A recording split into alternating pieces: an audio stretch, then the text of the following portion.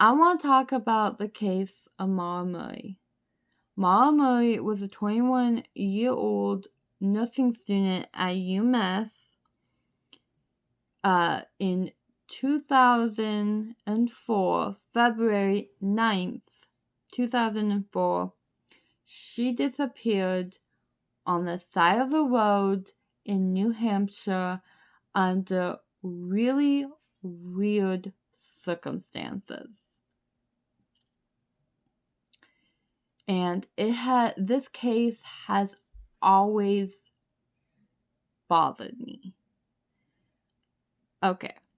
Maura was born on May 4th, 1982 in Brockton, Massachusetts. She was the fourth child of Fred and Lori Murray. She has an older brother, Fred, two older sisters, Kathleen and Julie, and a younger half-brother, Kirk. Maura was raised in an Irish Catholic family.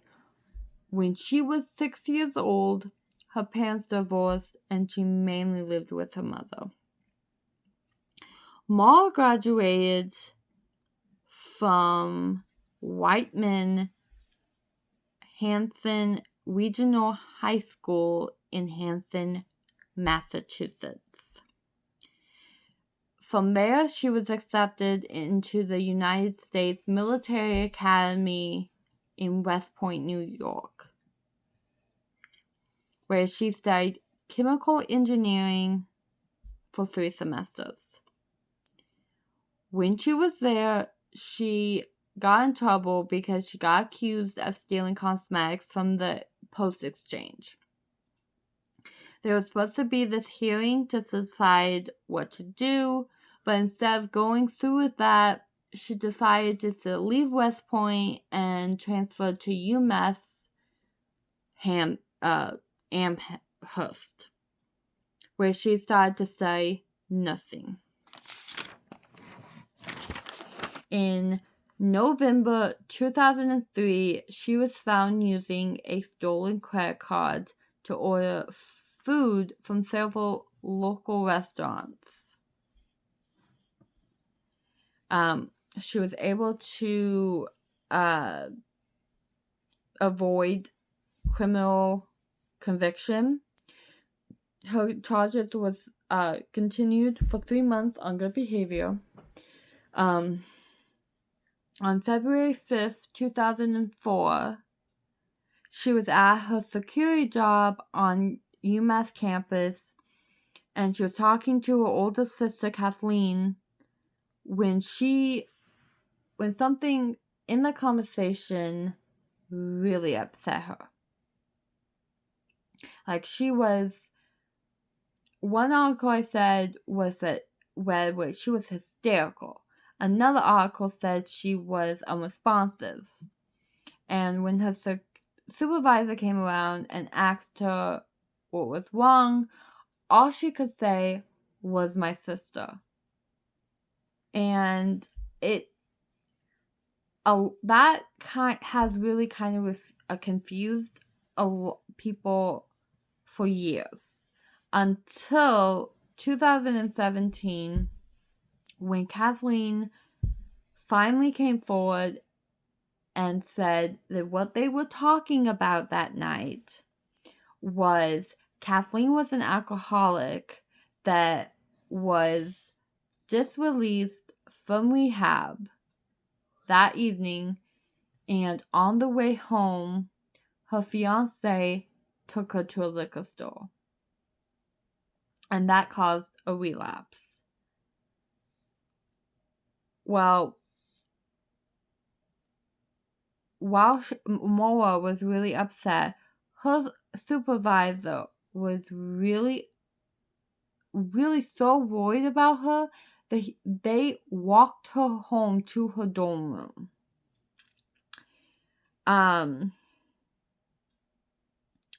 So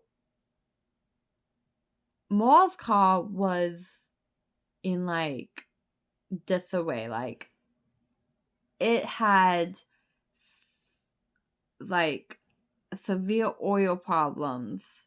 It had a stalling engine. It had a exhaust leak, and it had electrical problems. So she wasn't really supposed to drive it, but of course, she was a college student. She needed a car. So her dad, Fred, visited her at UMass, and they spent the entire afternoon looking for a car. Sadly, they did not find one. Okay, so that evening, they had dinner with one of Maura's friends, and there was supposed to be a party on campus that Maura wanted to go to. So she dropped her father off at his motel room and borrowed his Toyota Corolla and went back to campus to this party. At around 2:30 a.m., she left the party. And I don't know, I've never been able to find out anything, but she had an hour before, there was an hour before she was heading back to her father's motel room. She didn't start heading back there until 3:30. Along the way, she was in a car accident. She hit a guardrail, and it actually caused $10,000 worth of damage to her father's car. And some articles I've read about it said that she was drunk. Other articles I've read said she was just had a few drinks. But the police officer that responded to the accident and gave the report did not test her. So either she just had a few drinks, the accident that she was in sobered her up, or she was good at hiding being drunk. I wish we all was.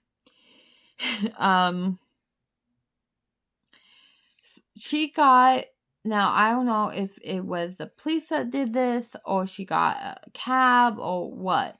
But she got a ride back to her father's motel room, where she told him everything, and she was upset. She did not like from what her family has said, or her sister especially, she did not like disappointing her father. She was her own worst critic, and she felt really bad for what she had done.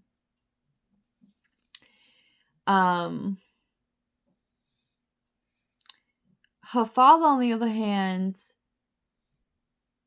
I think I saw an interview where he said he might have been mad, but his only focus was that she was okay, which is actually remarkable to me, because I'm just thinking about my experience.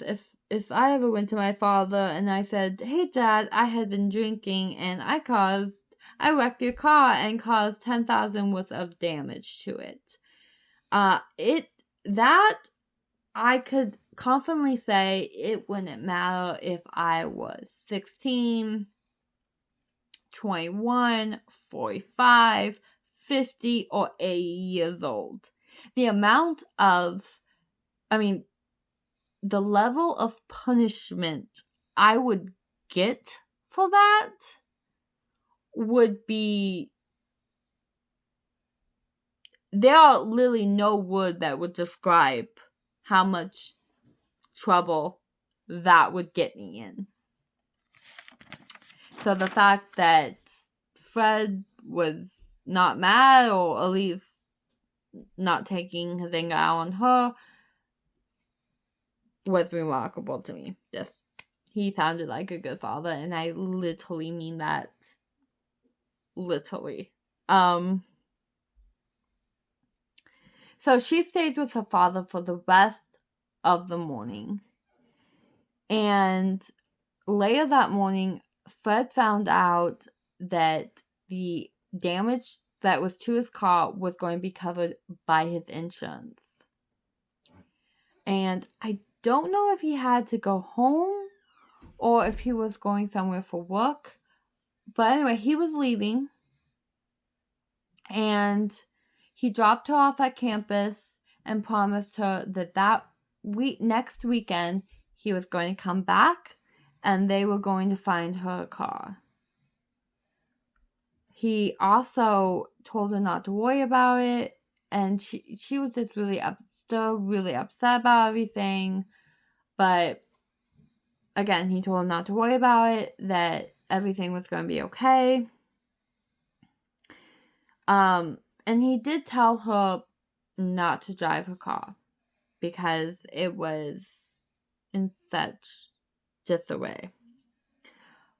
But of course, Maura had different plans.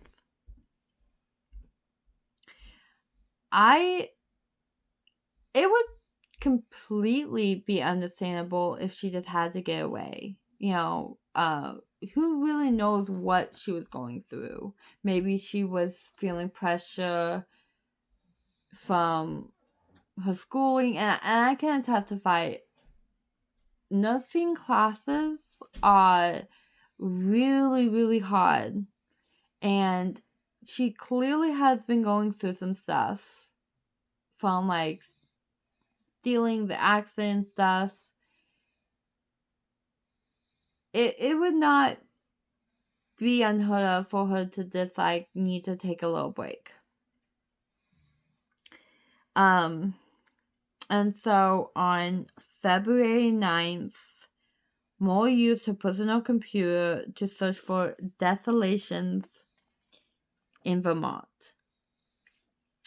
And then the first reported contact with her was at 1 p.m. when she emailed her boyfriend and said, "I love you, stud. I got your messages, but honestly, I didn't feel like talking to much of anyone. I promise to call today, though.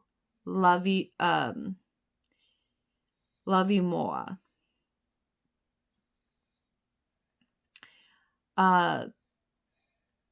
After that, Maura also made a call requiring about renting a condo in New Hampshire at a place her family has vacationed to in the past.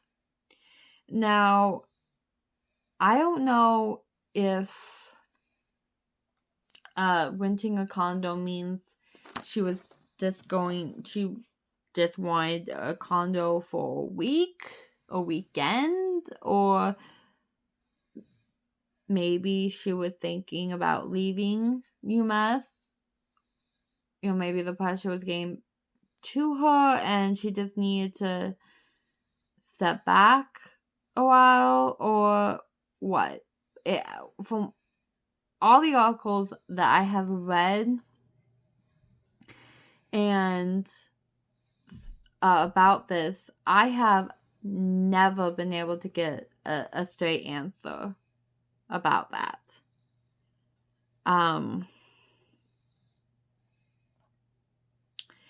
But I do know that the telephone records indicate the call lasted 3 minutes, but the owner of the condo did not remember talking to Maura and did not rent to her. And then at about 1:30 p.m., Maura called a fellow nursing student. Now, till this day, no one knows what that call was about. Some speculate that she was borrowing scrubs or lending scrubs or was making plans to return something or whatever. Just I've read a couple theories about what this call was about, but no one knows. for sure. No, I don't even think that had like the identity of that person was ever known. And then I did read somewhere where she did go to one of her friend's dorm room to return some clothes she had borrowed. But the girl was sleeping at the time and didn't answer. So Maura just left the stuff outside her door. So at around 1:24 p.m., Maura emailed her professors that there was a death in the family and she was going to be out of town for 1 week.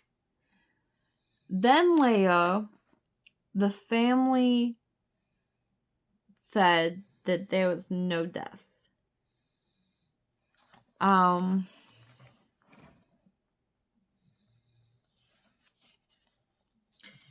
So at around 2:05 p.m., Maura called a number requiring about booking hotels in Vermont.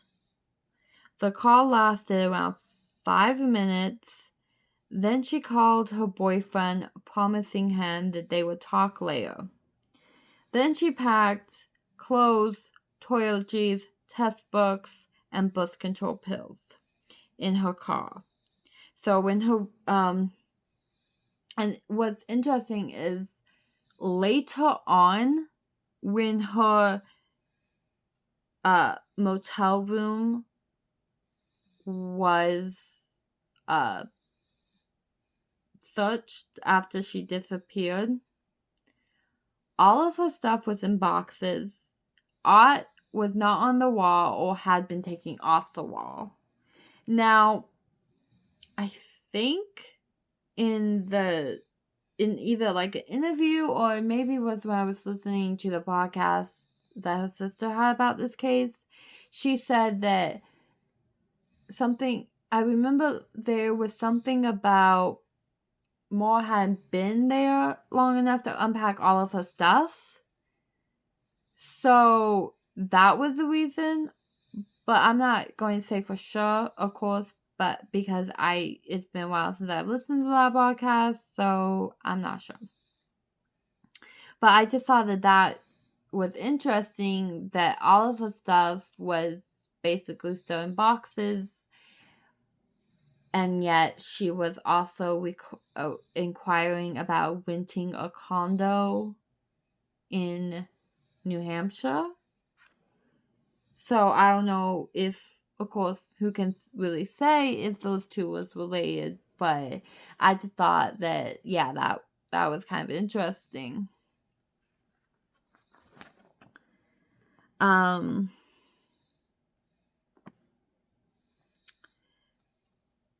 And then, like, on top of one of the boxes of her stuff was a printed off email to her boyfriend, and it indicated possible trouble in the relationship. Again, I remember either from an interview her sister had, or maybe it was the broadcast where it says that there was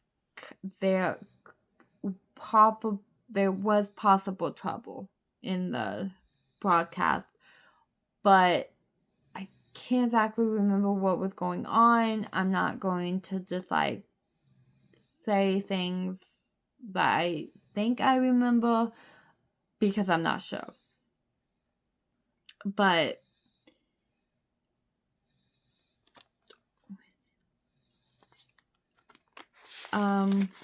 around 3:30 p.m., she packed up everything in her car, which was a 1996 Saturn sedan.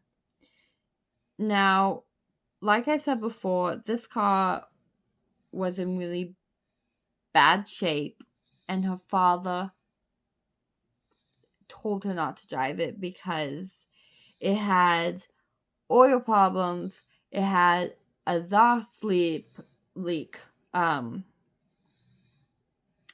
it had a stalling engine, and it had electrical problems. And so, understandably, that's why her father did not want her to drive it. But, like I said before, Maura had other plans. So, at about, at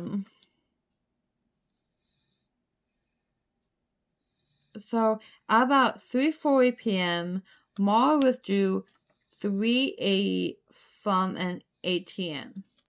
Now, footage from the ATM does show that Maura was alone. And what was also very interesting is in the footage, it showed she was wearing a light jacket. Like, or not so much a jacket, more like a coat, I would say. Like a light color, maybe either like a 2-color or something. And that detail is actually important, but we will get to that later. Well, it's important to one theory, but and then at a nearby liquor store, she bought $40 worth of liquor. I believe it was beer, I believe it was vodka, and I believe it was wine.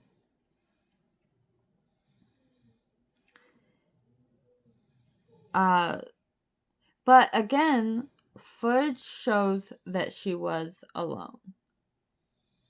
So, yeah. So she was alone. I mean, I guess it's possible that someone was waiting in the car for her. But I could kind of see that if she was just going to the ATM because, well, that's kind of private. But, like, I don't know. I don't really see that when she was going to a liquor store. I think that naturally, if she was with someone, they would go into the liquor store with her. But then again, I could be wrong.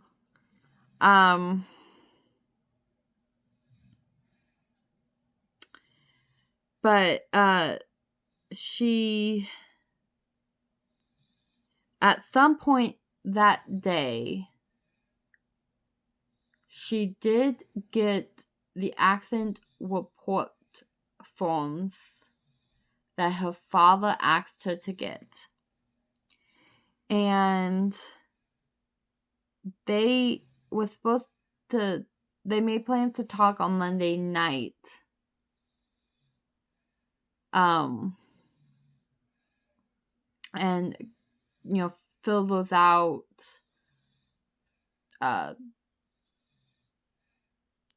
over the phone. So, I think that there are two theories in this case that kind of contradicts the fact she got the reports, accident reports. But again, we will get into that later. At around, sometime between 3 and 5, she left Amherst. And it was believed that she took Interstate 91 North. I think. Yeah, 91 North. She called to check her voicemail at 4:37 p.m. and this was the last recording use of her cell phone. So there was no indication that she told anyone where she was going. Her family definitely did not know. No one has ever come forward and said she told them, and I think I read where the ones that was talked to also did not know where she was going. The fact that she left this whole trip was a big mystery.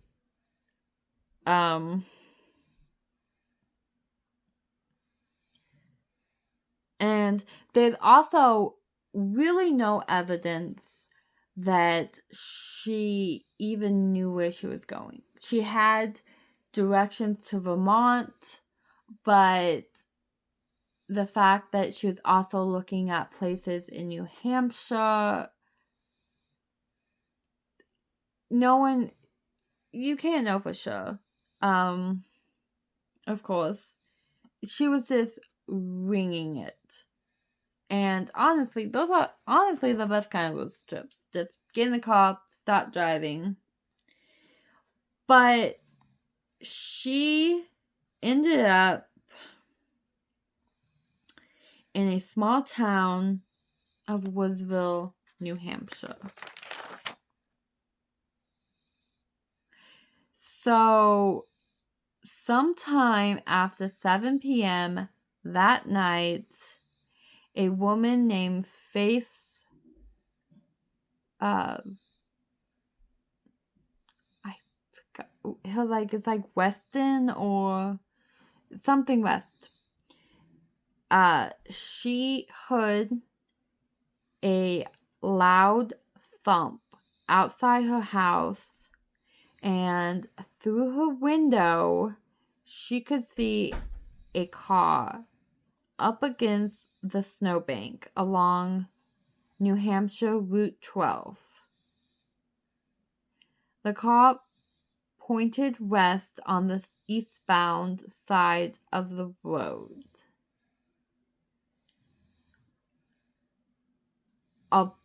Upon seeing this, the woman called the sheriff's department at 7:27 to report the accident. According to the according to the 911 call or log, the woman claimed she saw a man smoking a cigarette in the car. But when asked about that, she said she did not see a man nor a person smoking a cigarette, but rather what appeared to be a red light glowing from inside. The light was potentially from a cell phone, and yes, the kind of phone Maura had a red light that would flash when you turned it on. So she was very likely on her phone trying to find signal. To call for help. What person wouldn't? But sadly, the area that she crashed the car did not have phone signal. No cell phone signal. And I just gotta say that is really weird. 1 minute you claim in a 911 log to see a man smoking, and then you change that to a light flashing.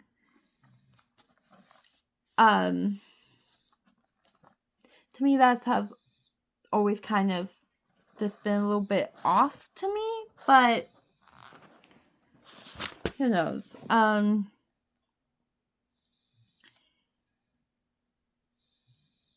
So let's say she did not know the area, where she did not know anyone in the area. It was cold, it was dark out. She had just crashed a car. She had no phone signal. There was 3 surrounding houses. Unless she actually decided to go and try to knock on one of the house's doors to see if she can use a phone, she was pretty much stranded on the side of the road. Of course, you know, she had no way of knowing if one of the houses saw her, so she had no way of knowing if someone was going to call the police or what. And I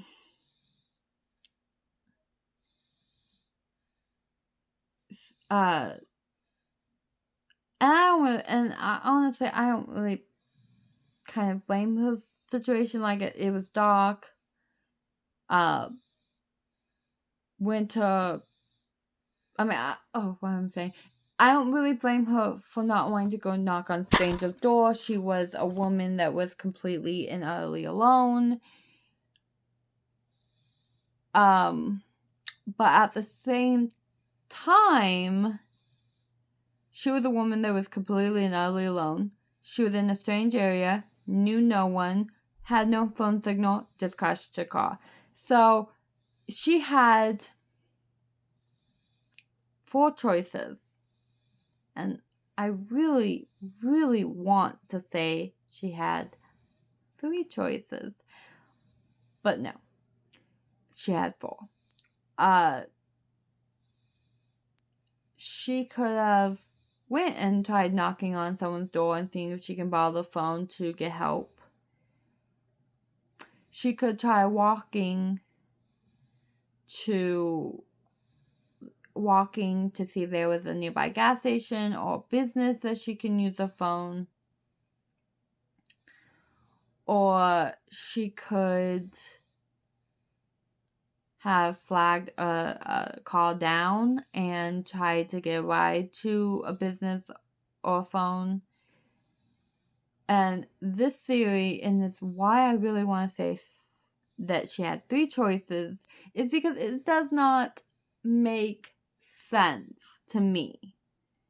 She could have gone to the woods.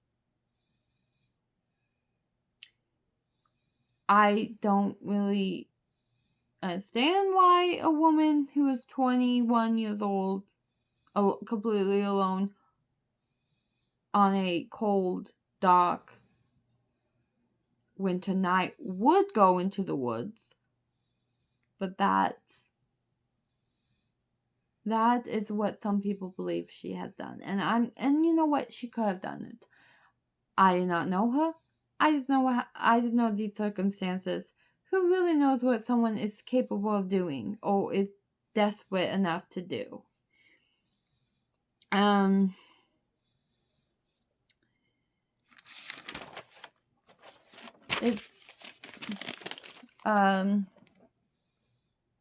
So she has those 4 choices.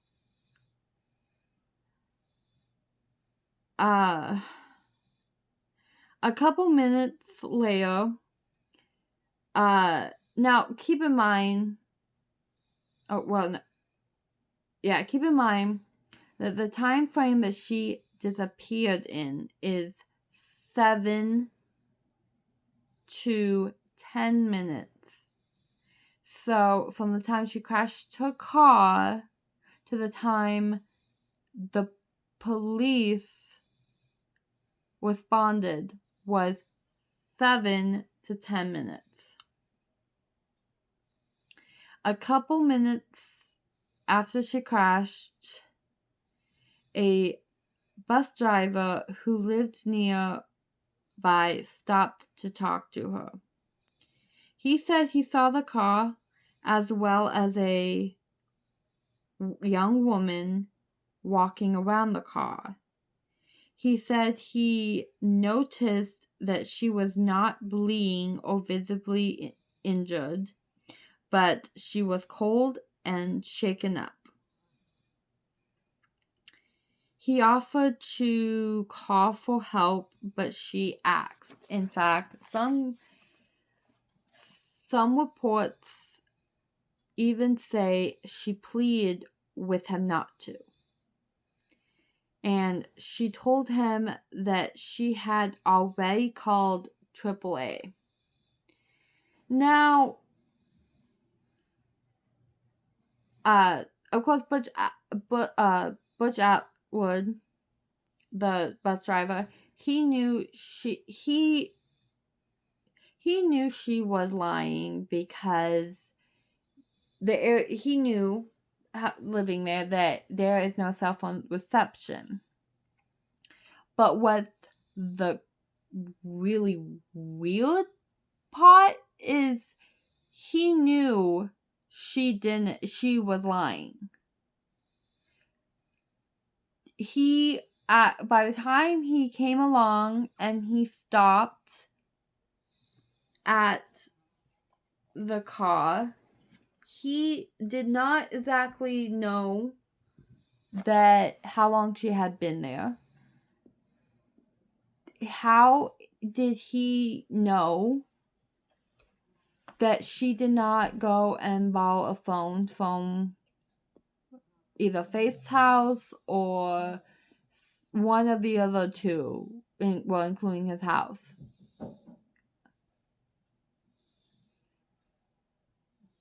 There's no way he could have known that, but yet somehow he did.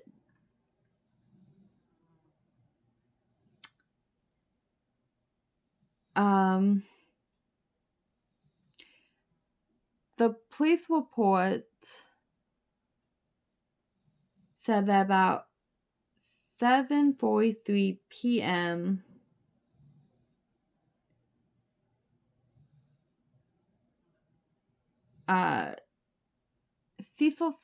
Officer Cecil Smith responded to the scene. When he got there, he did not see Maura. Maura was not inside the car. She was not around the car. She was nowhere.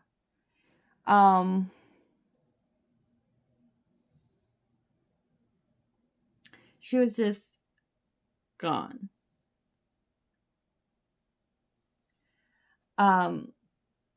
So he, according to the reports, he went and talked to Butch Atwood, who was in his bus doing paperwork for his job, do mileage on the bus.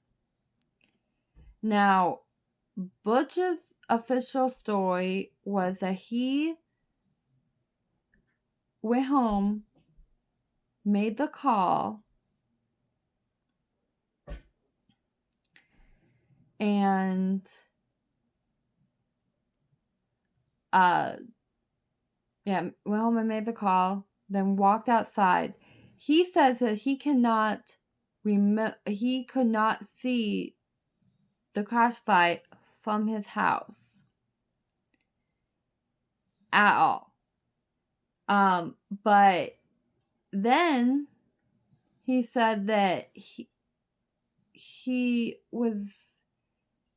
when he went outside after making the call, he looked down, saw the police was there,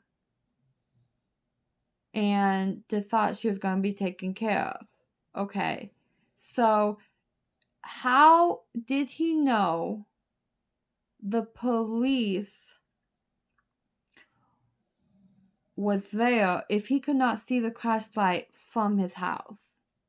That is one that is a pretty big question. And another pretty big question is Cecil Smith knew that the driver was a female.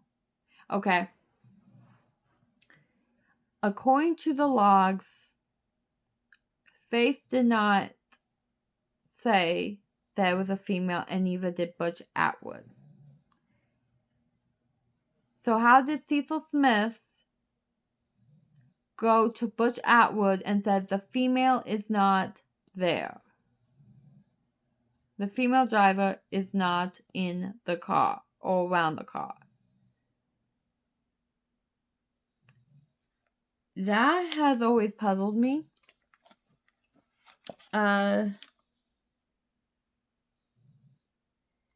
But he even looked around the barn. He searched pretty much the whole area. Now, and so no one has seen her. No one has talked to her. And what is honestly another thing that is like troubling about this case is Butch Atwood is the only one that went to see if she was okay. Here you have 3 houses all watching the scene from their windows, and you only have one person to go and make sure the girl is okay. Some reports that I have read said that Maura was walking around the car, she was looking at the car, she was getting in the trunk,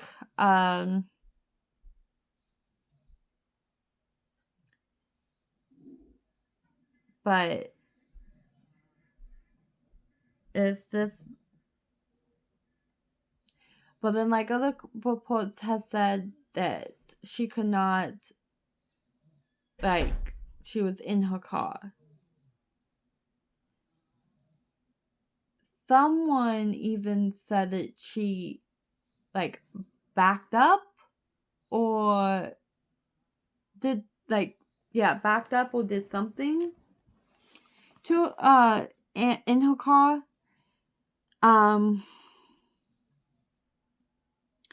So, it kind of goes against what the police found when they saw the car, because the police report says that the car was severely damaged. The left headlight was pushing the radiator into the fan, rendering it undrivable. But when Cecil Smith, he said that the car was locked, but somehow he was able to get into the car, and he found a damaged box of wine. He found all of her belongings, and he found stains that looked like red wine both inside and outside the car.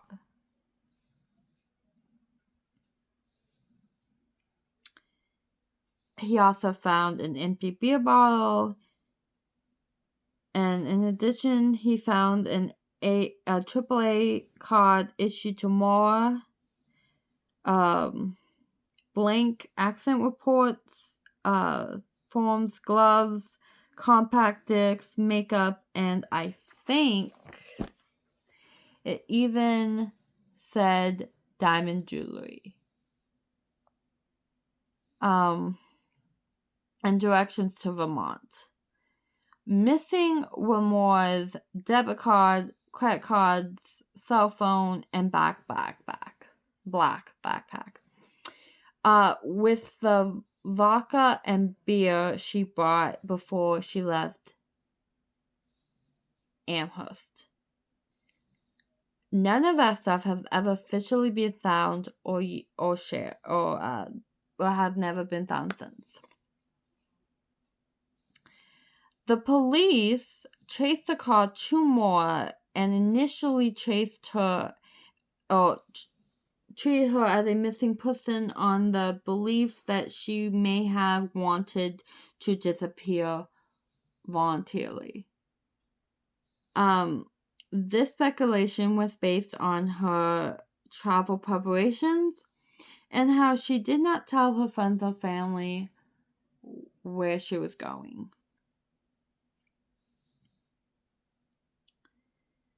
And that there was no evidence of foul play.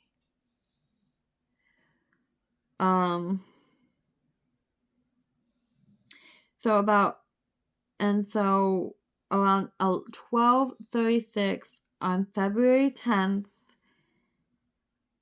a be on the lookout report for Maura was issued.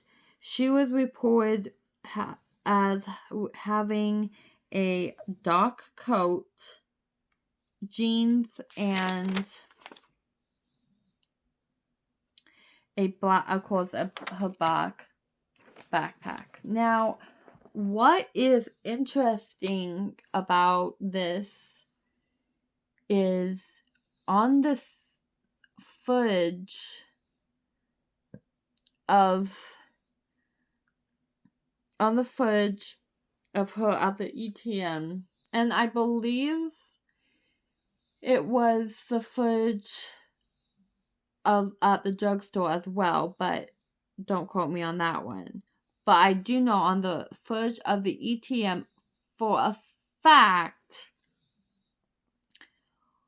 Maura was wearing a light coat.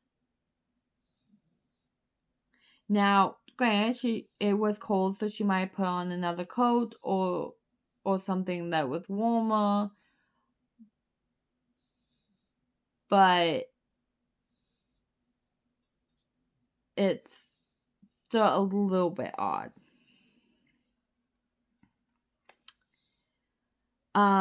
I do know that the police was still searching the car at highway when a highway patrol showed up and asked if he could help, and I can't remember what direction the highway patrol had what was it? Where he was coming from.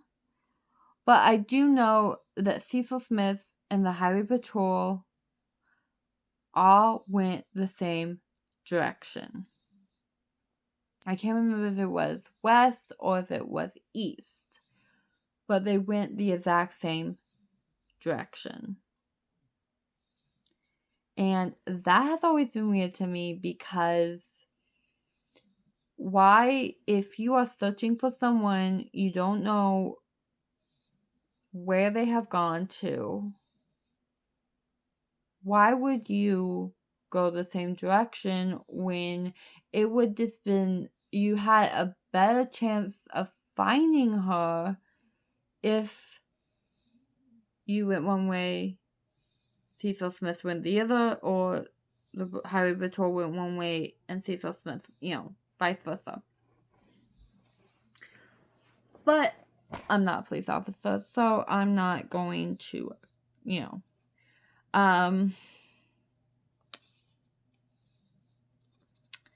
for some, okay, so, now, I have read 2 reports by him about Butch Atwood, and he has changed his story at least, I think 2 times, might have been 3, but he said that, like, in his first report, he said that she was standing, like, he pulled up to the car and she was standing around her car.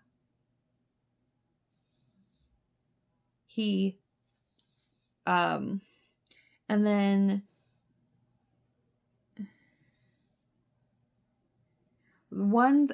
one report was he did not get off the bus.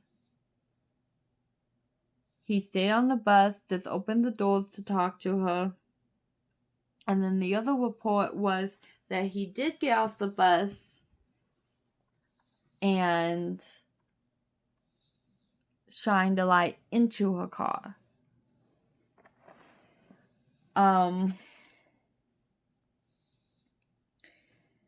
And so he just kept changing his stories.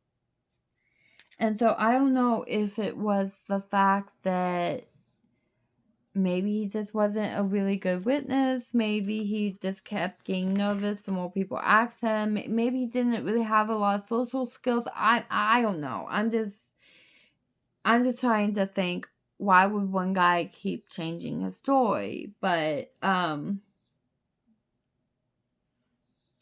did read one interview that he claimed she got into a car and disappeared. When asked to explain the events of that evening, he said that when he pulled up at the car, Maura was in her car. He says that she could not get out because he says she could not get out of the car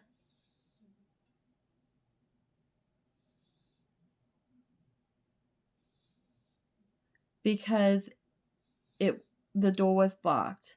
And when he said, was there anyone around the car, he said no. There was some confusion about the next questions when he first said that she could not get out of the car because the car was blocked, but then said she got out and stood at the side of the car.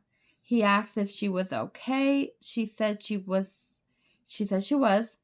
He looked her over in the car, saw no blood or signs of injury or that she was drunk. Now, here's something odd. He said that the woman he talked to by the car did not look like the pictures of Maura. He said that the woman he talked to had her hair down. And I have, read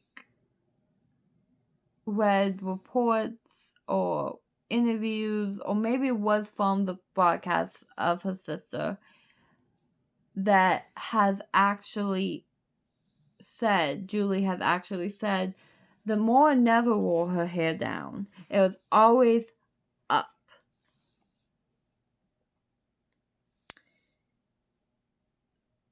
So, why all of a sudden was she wearing her hair down now? Was she trying to look different? Was she trying to hide? Did her hair just come down in the accident and she just didn't think, she was just scared, too shaken up or whatever to put her hair back up? Or was that something that she just didn't really care about at the time?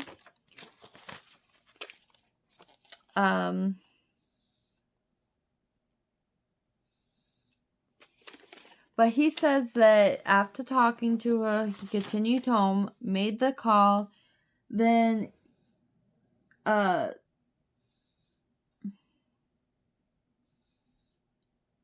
Yeah, he went to make the call, and then he, went. He took his papers outside and was going to go do the mileage in her truck.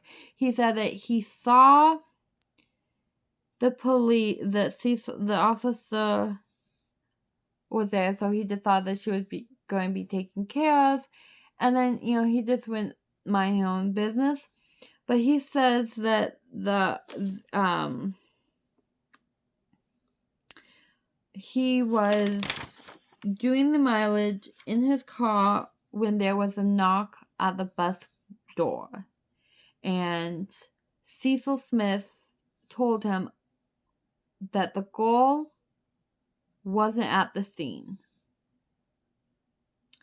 He said that he got into his car and searched the area with a spotlight without finding her. Now,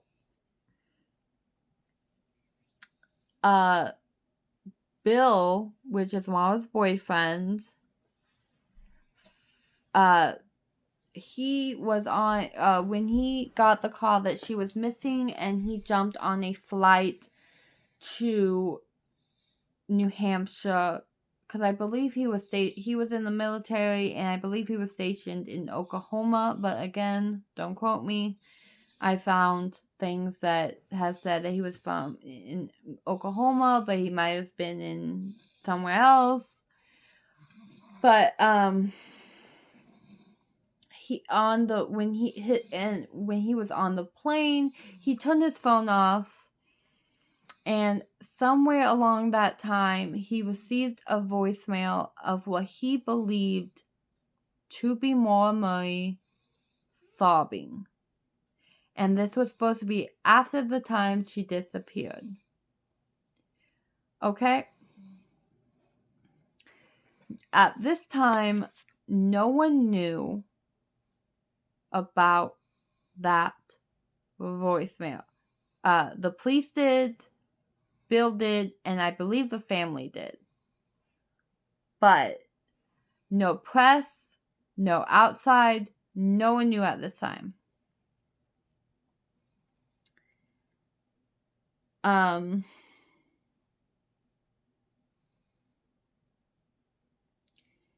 But then during this interview, when the reporter was leaving, Butch Atwood asked about the call the boyfriend received.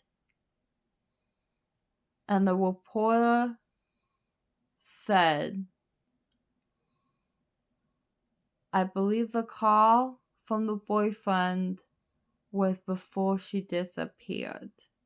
And Butch Atwood said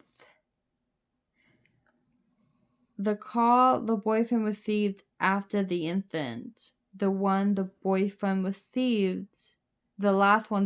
received, and then went on to say, I should have insisted she got into the bus. I tried to get her into the bus.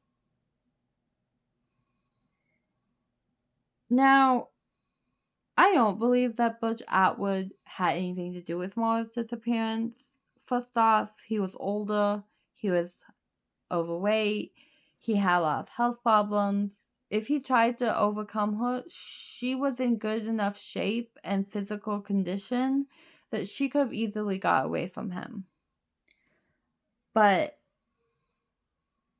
based on that interview, what he said, the fact that he knew about the call, that he knew about a call that only police and family knew about. It kind of made me think that maybe he knows more than what he has said. But then again, I don't know. I'm not saying he does. It's just a theory.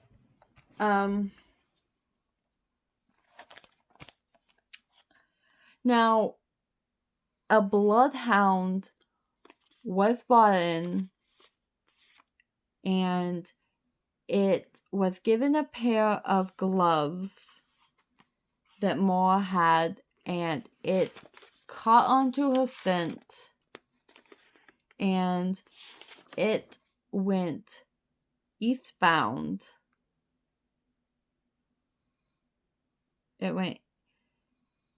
And it disappeared in front of Butch Atwood's driveway, which led police to believe that she left the area in another car. Okay. Now, if she was walking up the road, Butch Atwood would have seen her. And especially if he got into another car and took off with them, he would have seen that.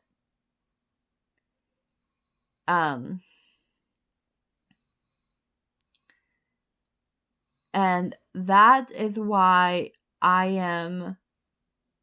that's why I wonder about his statement when the reporter first showed up to his house, and the interview, when she first asked him about it, he kind of got a little bit defensive and says she got in a car and disappeared in the story.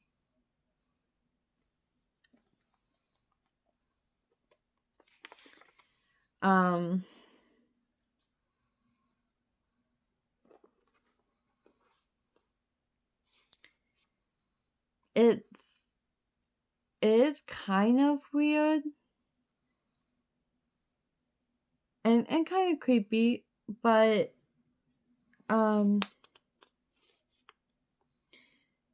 okay, so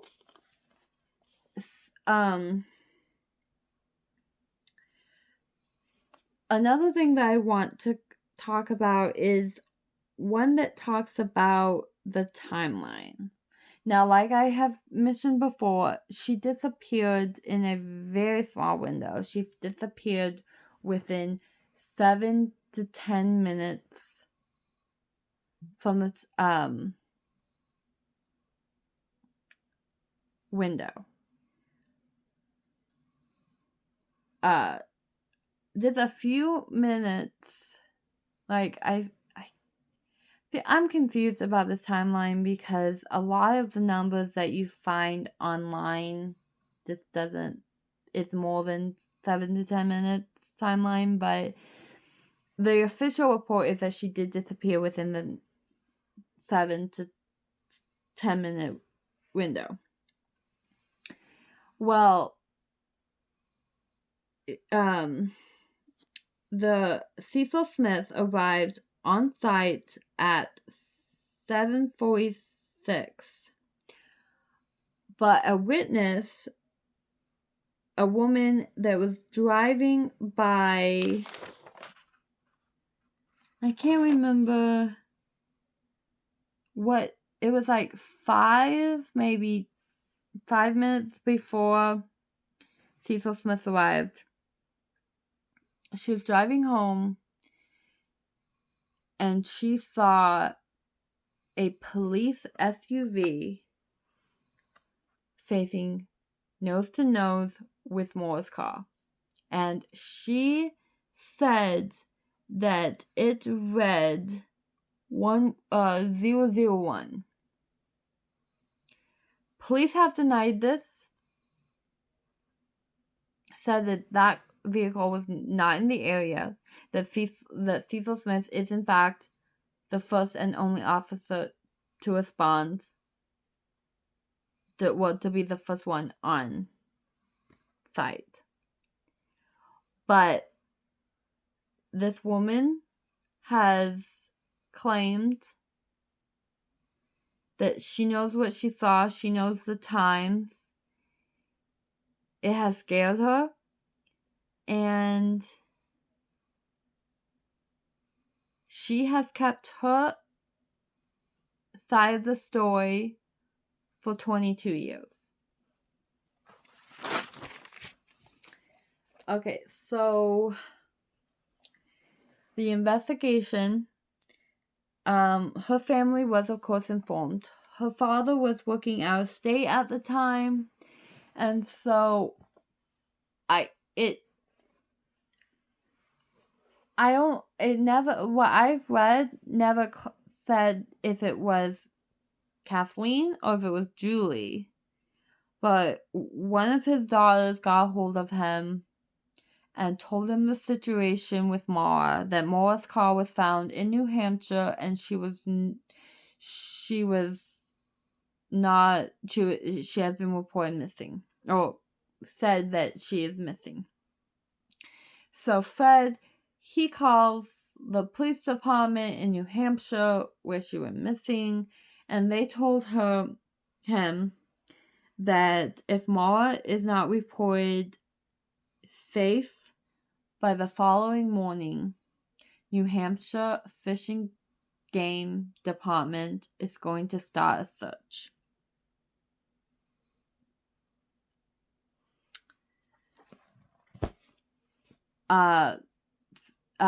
Fred arrived in New Hampshire February 11th, and I don't know if her family arrived if her other family arrived at the same time, or if they were already there.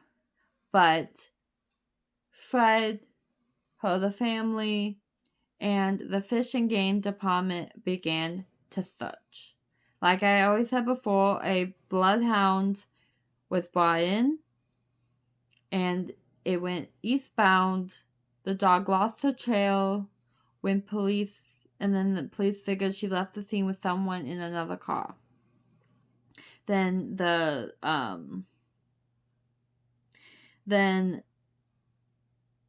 Bill and his parents showed up to join in the search. Bill was interrogated privately. Yeah, interrogated privately, and then he also joined his parents in questioning. Then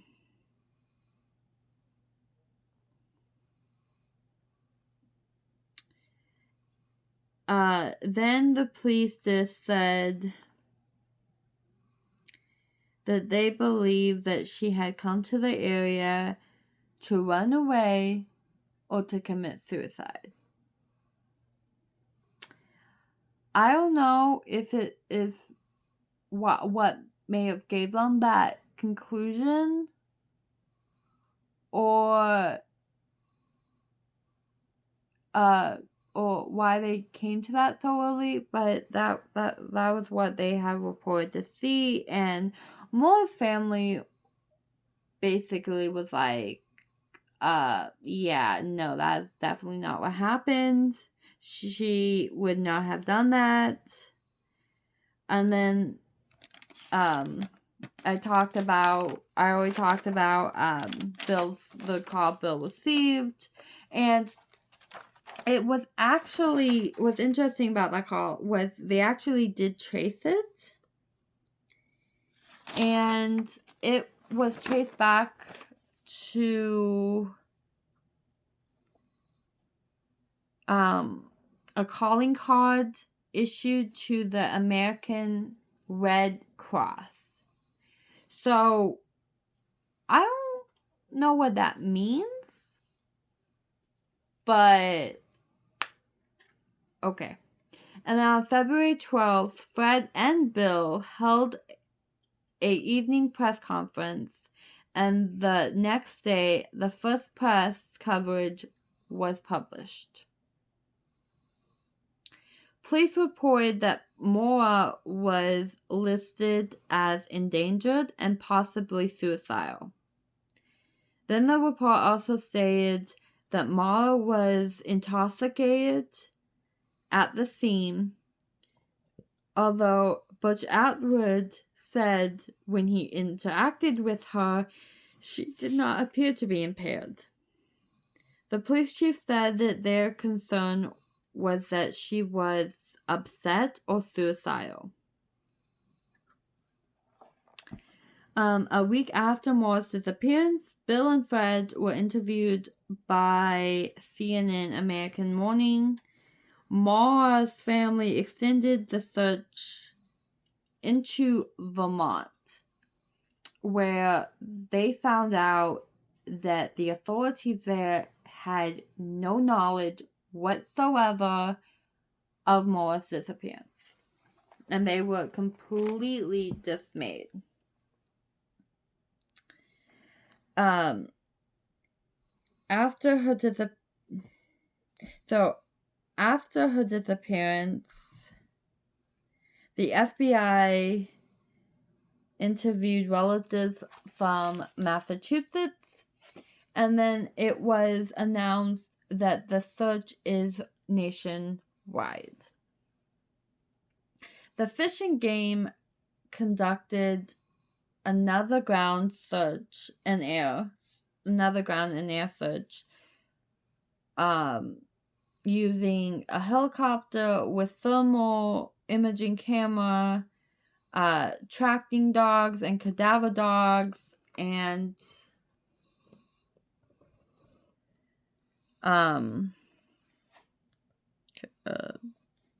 cadaver dogs.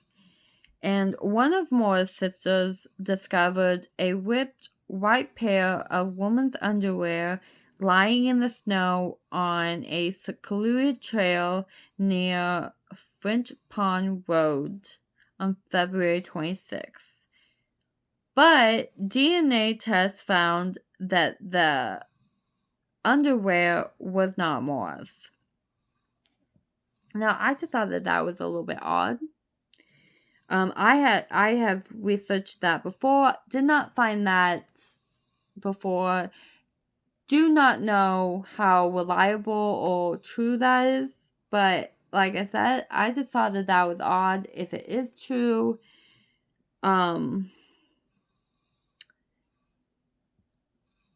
but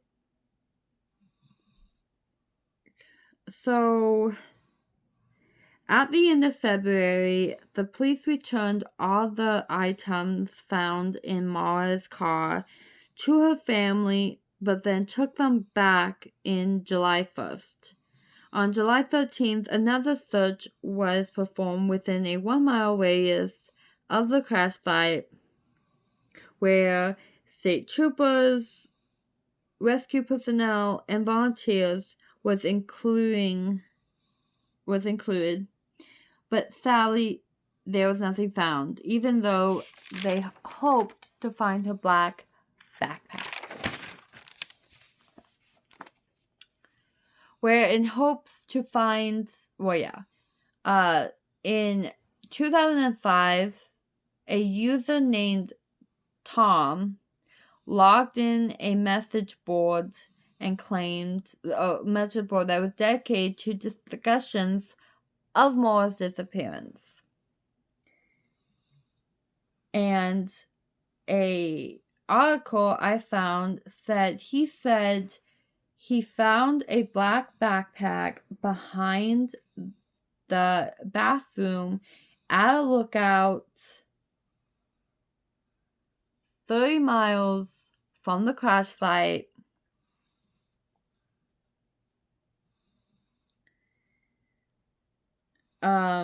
East of Woodsville on Route 12. He said that he knew about the case, that he's, seen it, he's kind of been following it, and when he saw it, he thought it was Maura's, so he reported it to a state trooper that was at that area, on that site, and he did not ever hear back about what the police did about that clue. Law enforcement came forward and said they knew about it but never disclosed whether it was taken for testing. And here's what is like really weird. In late 2004, a man gave Fred a rusty stained knife that belonged to the man's brother, who had a criminal past and lived less than a mile from where the crash site is. His brother was apparently acting strange after the disappearance, and the guy claimed that he believed his brother used that knife to kill Maura. And I read an article where he said that he took it to the police when he found it in his brother's truck, and police did not return it to him. Just did not test it or do anything, just returned it to him. And so that is why the article said that is why he decided to give it to Fred instead of taking it to the authorities and telling the authorities what he found. Oh, yeah. He said he used it to kill. He said he believes his brother used it to kill Maura. The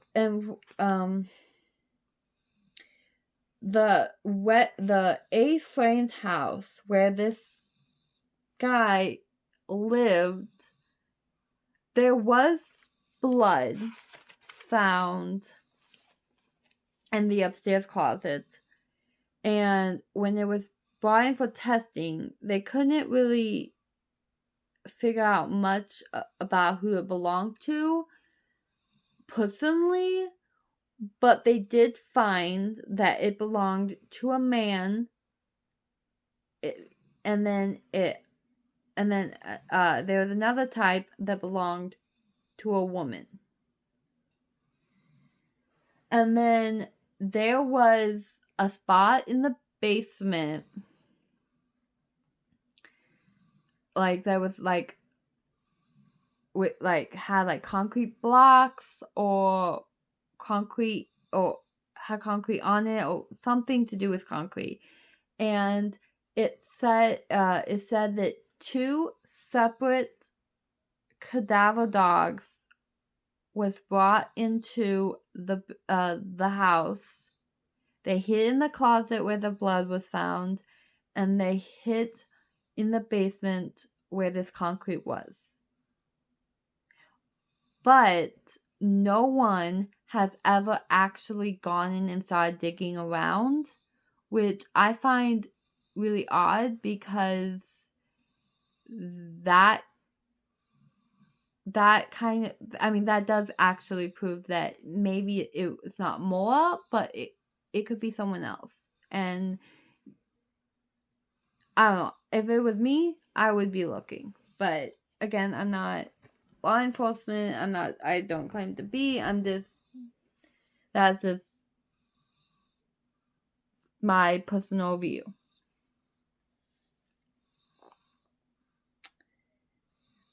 In 2014, it was stated that there hasn't been any credible sightings of Maura since she was missing. But there have been sightings. There's not any like credible ones that have like kind of like proved what theory. That's kind of have proved that, oh yeah, she disappeared willingly, or what. So about 8 o'clock, between 8 o'clock and 8:30, a contractor was driving back from work, and he saw a young woman matching Maura's description walking quickly eastbound on Route 112. It took place 4 to 5 miles east of the crash site, and a lot of people say that's not her because of the distance. Keep in mind, Maura was a very active person. She was in shape. She was a runner. It's very possible that she got that far away in that amount of time.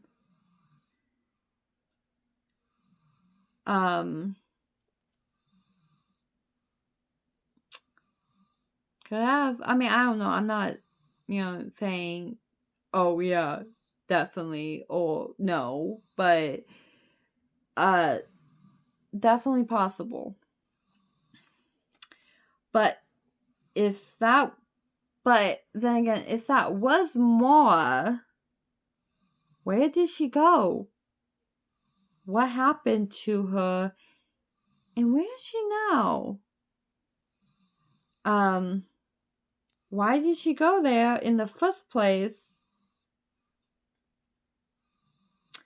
So these are the theories that, these are just like a lot of theories that I have read about the case. One believes that there are some that believe that, yeah, she did commit suicide. Okay. I don't really believe this. No, I'm gonna admit, I do, not believe in most of these theories. And I do have, and yes, I kind of agree more with the wacky ones. Because, I don't know, I'm weird. So I just go for the crazy ones. But like, a lot of people believe that she did commit suicide. I don't believe it was suicide. Because not only did she pack, because based on what she had packed clothes. She has packed makeup. She packed birth control pills. She packed her textbooks. And she made the point to do what her father had said. And she got the accident report forms. Now, if someone just disappears, like takes off with the intent that they want to commit suicide, why pack clothes? Why pack makeup? Why pack birth control pills? Why pack anything? Why not just jump in a car as you are and leave? Because what other things would, because the other stuff just would not matter. Anyway, because you're not going to need them if you're going to kill yourself. And and if she was going to kill herself, why get the accident report papers? Why make that pretense? What good would it have done if she's just going to kill herself? But that is just my theory.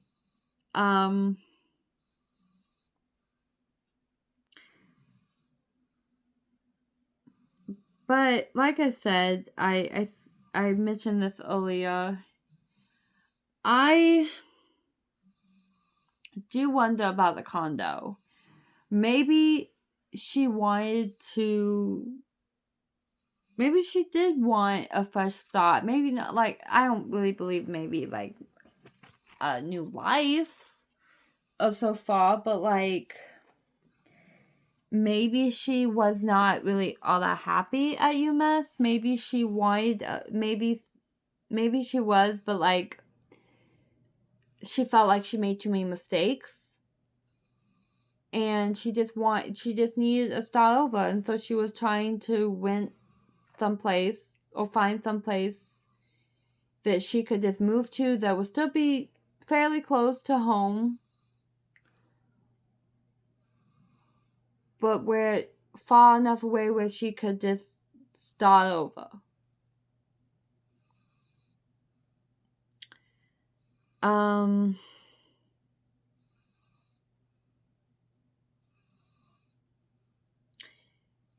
I do not think she wanted to get a new life, but maybe, yeah.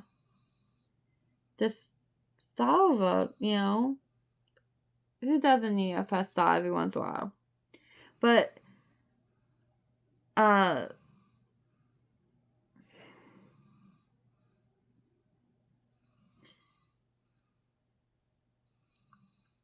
but more likely is that she was just human. Honestly, to me, I'm kind of impulsive like that. Yes, I've never, like, gone on a trip and not tell anyone. But I have taken walks. I have had to get out of where I live for a while and just clear my head, be alone. So, to me, it sounded more like she is just a human that has made mistakes, and maybe she probably just felt a little bit too much pressure and just wanted to get away for a while, relax, take time to clear her head, think things over, and maybe find a little fun, She did take those birth control pills, this thing. Now I don't believe anyone was. Now, there is a theory that someone was meeting her at wherever she was going. That she did in fact have a destination planned, and that someone was meeting her.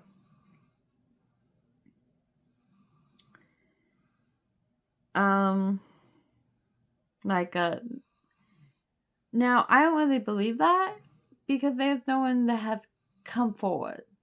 It's like if she had like a secret boyfriend, or maybe just someone she just hooked up with, or maybe she was just meeting a girlfriend and they were going to have a week and just relax. I don't see where someone that was going to meet her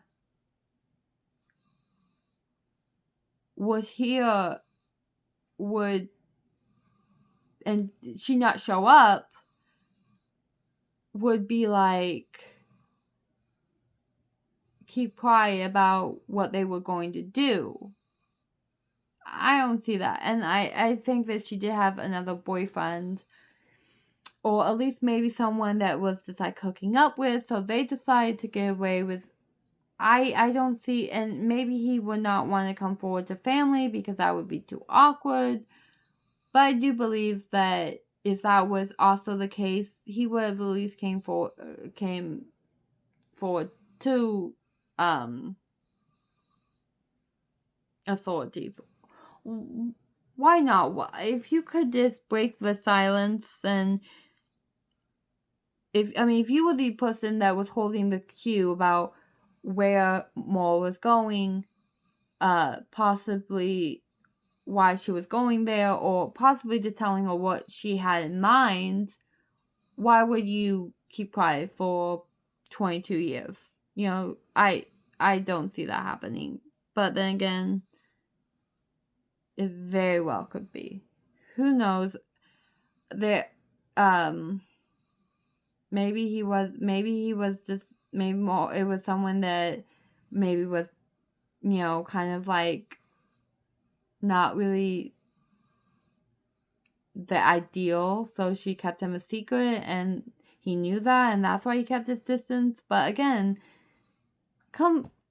I don't see him just staying silent for 22 years after someone disappeared if they have the answers. That's just me, though. Like I said, I don't know. The theory she went into the woods. I'm sorry. That's ridiculous to me. And that's very, very possible that could have happened. You're talking about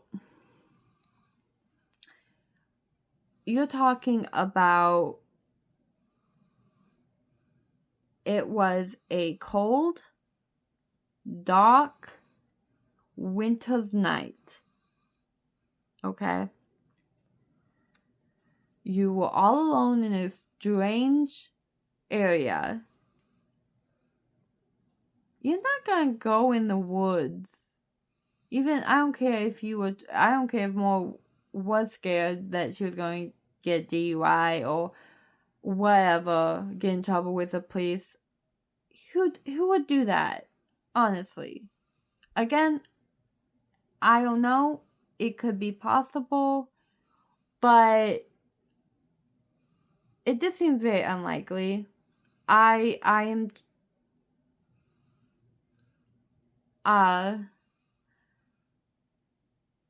yeah, it could be possible. I don't know.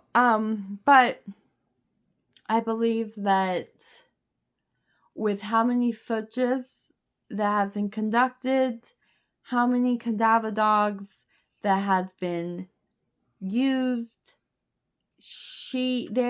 I believe that there's no way that she could be out there in the middle of the woods without being found. Her body would have been found by now with cadaver dogs. I mean, if cadaver dogs can smell a human body under something as strong as concrete or cement,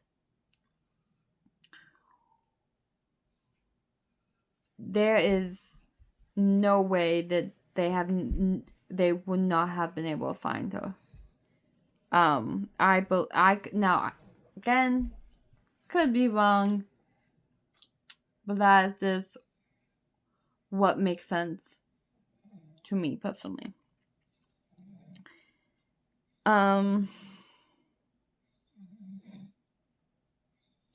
Now,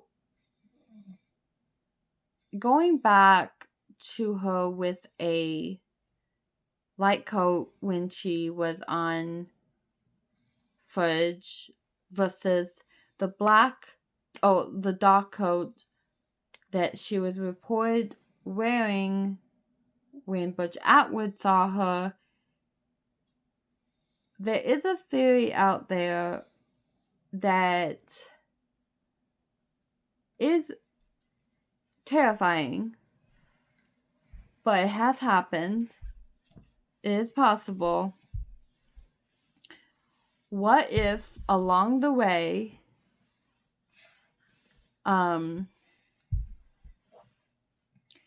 Maura stopped to either get something to eat, to gas up, or maybe even both, and something happened. She was abducted by these people. Either another woman jumped in her car and drove, or a woman and a man jumped in her car where she was forced into another car and taken. And the people decide, and the woman and man, or maybe just a woman, decided to take her car and stage an accident. Now, if it was a man and a woman, that could explain why Faith claimed to have seen a man smoking a cigarette in the car. And that could have explained, and that theory could have explained why she was in a light coat on footage at least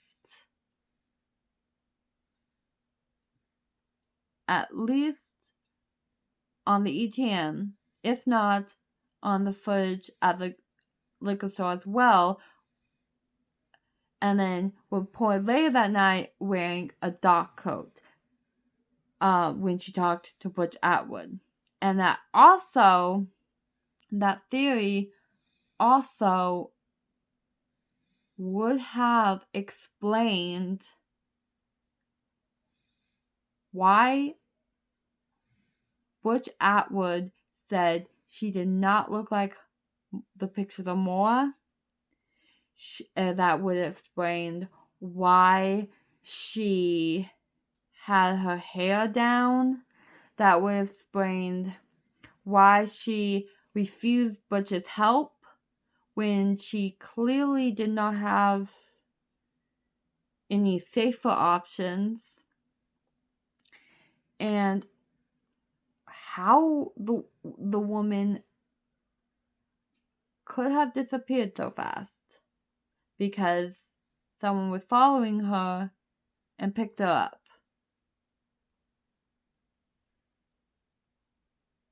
But that's just a theory. There's no way to prove it. I'm not saying I believe that at all. I'm just saying that is one of the theories I've read.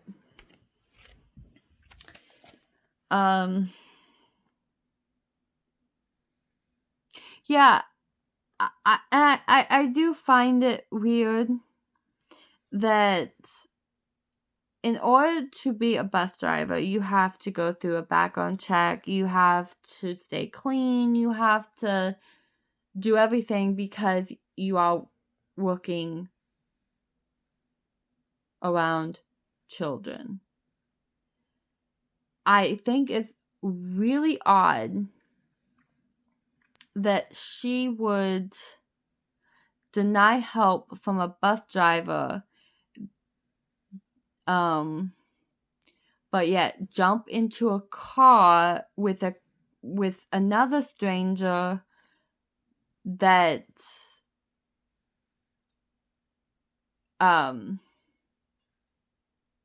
she too don't know anything about. I mean, if I was in her shoes, I think I would probably have accepted help from the guy that has been checked out by the state before I get in any other car. But again, that's just me. To each his own.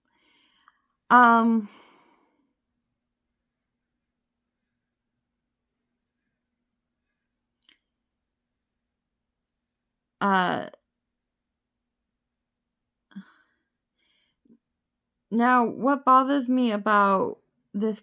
this is what bothers me about this case. Well, I said this earlier. How no one checked on Maura. None of the other neighbors. They all were watching. They all,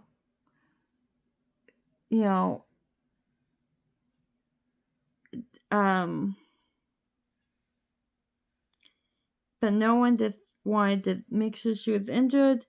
So it makes you wonder. I'm not, like I said, I'm not saying there is. I don't know, honestly. I was 3 when this happened, but it just kind of makes you wonder, could there have been something else that went on that night and no one is talking?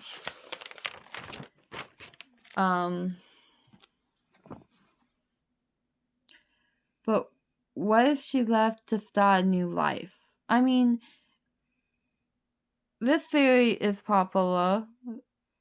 And to be fair, you really don't know what someone else is going through unless they tell you firsthand what they're going through. You really don't know what's going in someone else's mind. she could have had things that no one knew about or could even dream of going on. She could have been under so much more pressure than we realize.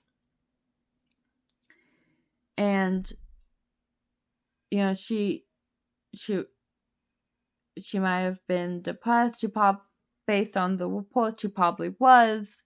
She could have just thought, you know, I have done nothing but mess up.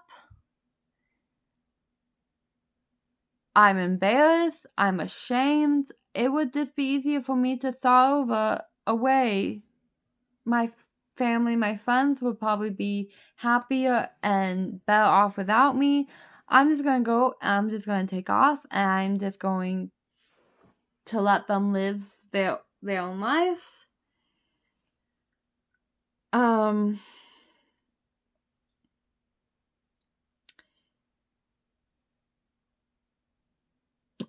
But,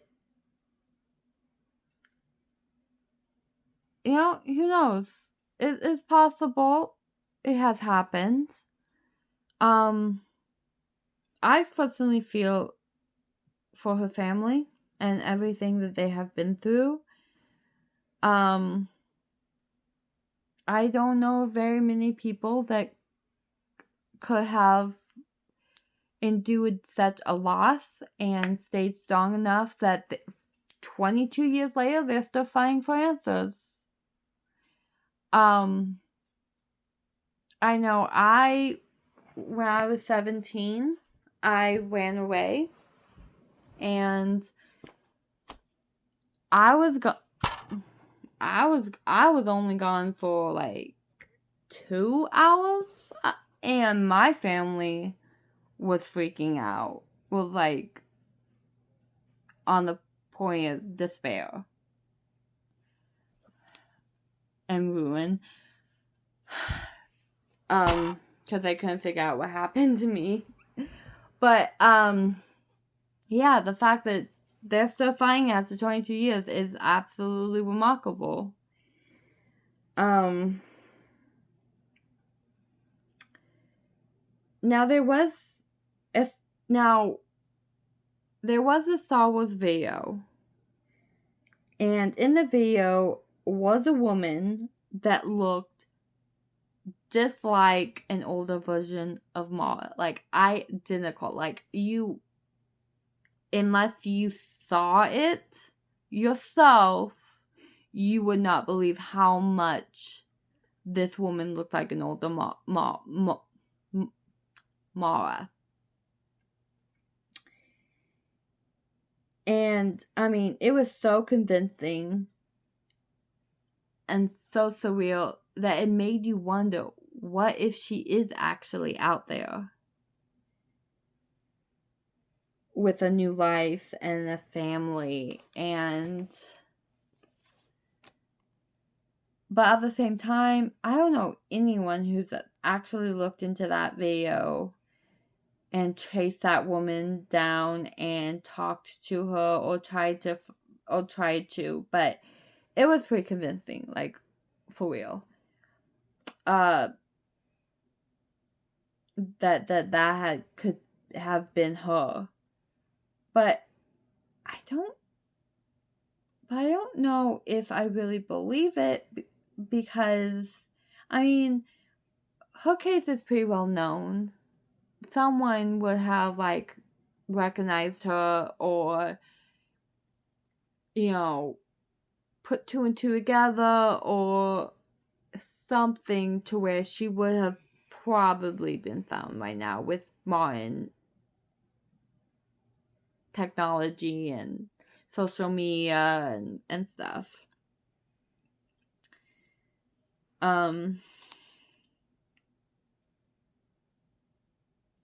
Yes, she definitely would have been found by now, but plus, she was pretty close to her family. I mean, I have read things that has said that the family was awful, Fred abused her, and had said, like, really nasty things about the family. But if you look at pictures and videos, it's not a strained relationship. It's not a put on. It doesn't feel or look like acting to cover up anything. It looks like a genuinely happy, loving family. You know, the way that Fred talks about Maura, the way Julie talks about Maura, you can tell that they just really love her. And you can tell by their pictures that they were all really close. So, in my mind, I just don't see how she could just up and walk away from all of that, even if she felt that they could be better off without her. I don't see her keeping her distance from the people that she loves the most.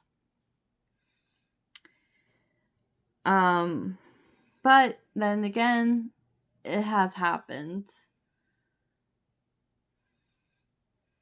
To me, it's hard to imagine, but yeah. And to be fair, she was 21 years old. She was not an underage teen that had no choice in what she did. She was 21. She was a grown woman. She was on her own at college. If there was a circumstances where she did not want to have anything to do with her family, if she was being abused or whatever, she was at a good distance, and she was a college student, so she had a pretty good excuse for just, like, cutting her family off and not having anything to do with them. She did not have to go and start a new life. She could have just done it with her old life. But I don't believe she wanted to do that. And second of all, why, if she wanted to get away, where she would have had no contact with her family, no contact with her friends, just nothing, zip, you're gone. Why would she even bother getting the accident reports card that her dad asked her to get? That does not make sense to me.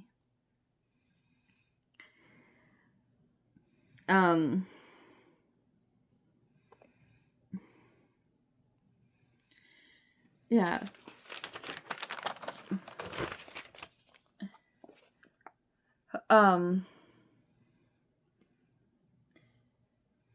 Yeah, it doesn't make any sense.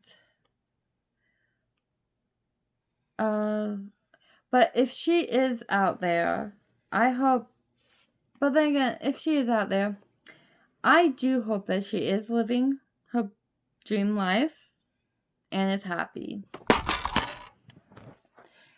Everyone deserves that.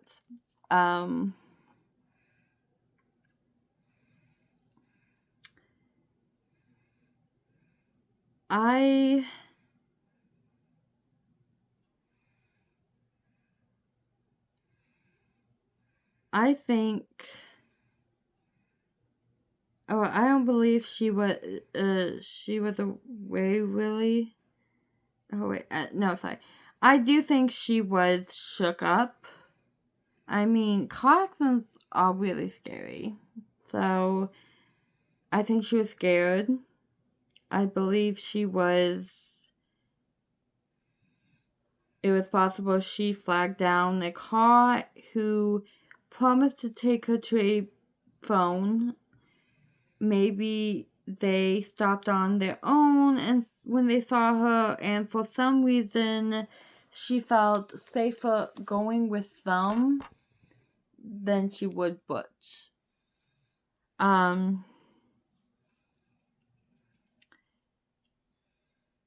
Again, I would have chosen the guy that got backed up, that got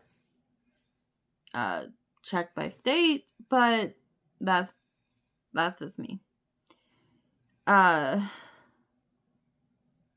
Maybe she did start walking and someone picked her up, but then instead of a safe place, they took her to a place and tried to rape and kill her. Then they just got rid of the body. Maybe they have done it before. Maybe they just was looking for a good time and just got out of hand and it was an accident. But it seems that in that case, maybe someone's conscience would have bothered them and they would have confessed. But who knows? Or maybe a secret killer was out. I mean, Woodsville is a small town, that's true. But if honestly think about it this way, a woman passing through a town, no one's going to think when she's never seen it again. No one's going to question it. They're just going to think she left town and never came back. I don't know.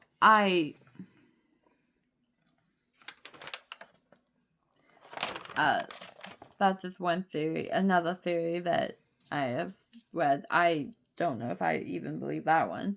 But, maybe someone picked her up, dropped her off someplace, and unbeknownst to them, someone was looking in the shadows and got Maura. Then again, wouldn't someone come forward and say, oh yes, I picked her up at this time and I took her to this place, but then I left and I don't know what happened to her after that. But no one has. This is why this case is so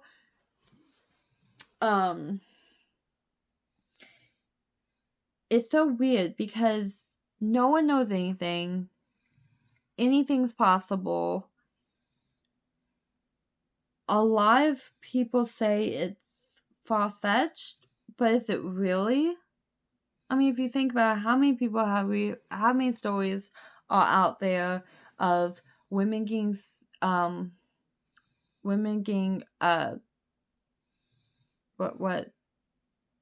down the side of the road, then then someone stopped and helped them, and they either wind up raped or murdered or both. It happens. It definitely happens.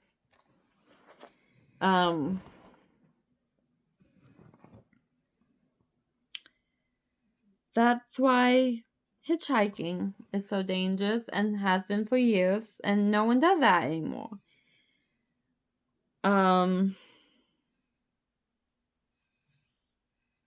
Rest stops are dangerous too. I mean, how many stories of murders, rapes, abductions are in rest stops? Has so many stories. If it can happen to several other women, why is it so far-fetched that it happened to Maura?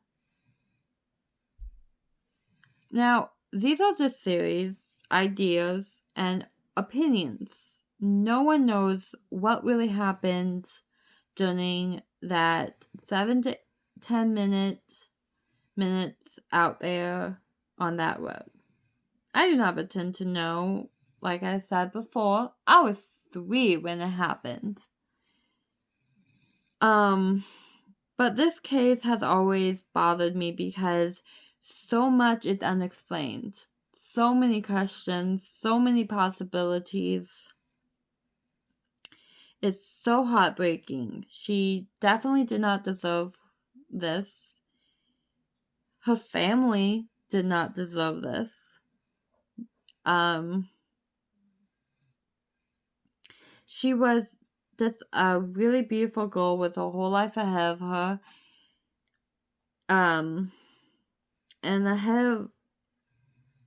And she had a family who clearly loved her and just wants to know what happened. I mean, you do not fight tooth and nail for answers for 22 years if you did not really care about the person you are fighting for.